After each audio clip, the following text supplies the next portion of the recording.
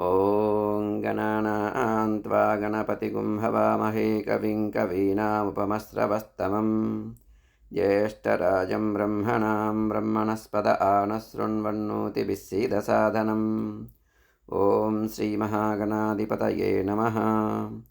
प्रणो देवी सरस्वती वाजेभिर्वाजनीवती धीनामवित्र्यवतु श्रीमहासरस्वत्यै नमः।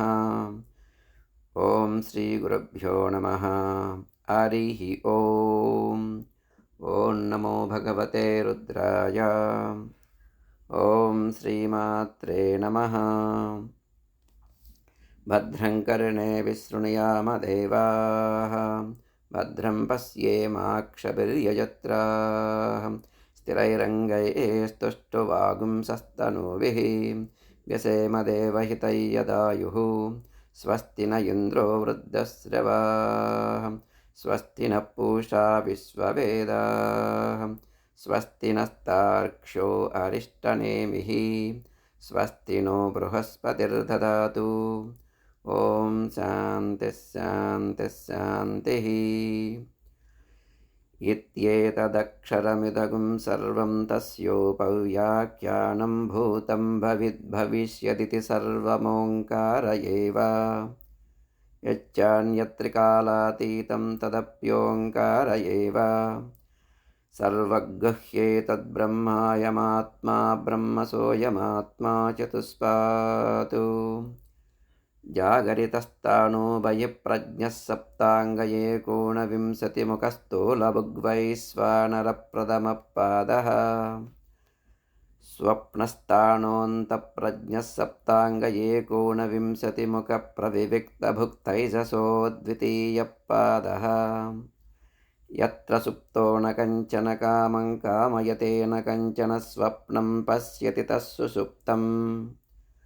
सुषुप्तस्थान एकीभूतप्रज्ञानगण एवानन्दमयो ह्यानन्दभुक्चेतो मुखप्राज्ञस्तृतीयः पादः। एष सर्वेश्वर एष सर्वज्ञ एषोऽन्तर्यामी एष योनिः सर्वस्य प्रभवाप्ययौ हि भूतानाम्। नान्तप्रज्ञन्न बहिःप्रज्ञन्नोभयतः प्रज्ञन्न प्रज्ञानगणन्न प्रज्ञन्नाप्रज्ञम्। अदृष्टमव्यवहार्यमग्राह्यमलक्षणमचिन्त्यमव्यपदेश्यमेकात्मप्रत्ययसारं प्रपञ्चोपशमं शान्तं शिवमद्वैतं चतुर्थं मन्यन्ते स आत्मा स विज्ञेयः। सोऽयमात्माद्यक्षरमोङ्कारोऽदिमात्रं पादा मात्रा मात्राश्च पादा अकार उकारो मकार इति। जागरितस्तानो वैश्वानरोकार प्रथमा मात्रात्तेरादिमत्वाद्वाप्नोति ह वै सर्वान् कामानादिश्च भवति एवं वेद। स्वप्नस्थानस्तैजसवकारो द्वितीया मात्रोत्कर्षादुभयत्वादोत्कर्षति ह वै ज्ञानसन्ततिं समानश्च भवति नास्या ब्रह्मवित्कुले भवति एवं वेद। सुषुप्तस्थानप्राज्ञो मकारस्तृतीया मात्रामितेरपेतेर्वा मिनोति ह वा इदं सर्वमपीतिश्च भवति एवं वेद।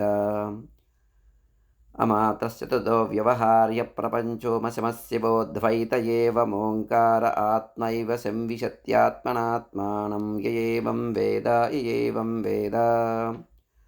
ॐ भद्रं कर्णेभिः शृणुयाम देवाः भद्रं पश्येमाक्षभिर्यजत्राः स्थिरैरङ्गैस्तुष्टुवागुंसस्तनूभिः व्यसेम देवहितं यदायुः स्वस्ति न इन्द्रो वृद्धश्रवाः स्वस्ति नः पूषा विश्ववेदाः स्वस्ति नस्तार्क्ष्यो अरिष्टनेमिः स्वस्ति नो बृहस्पतिर्दधातु। ॐ शान्तिः शान्तिः शान्तिः।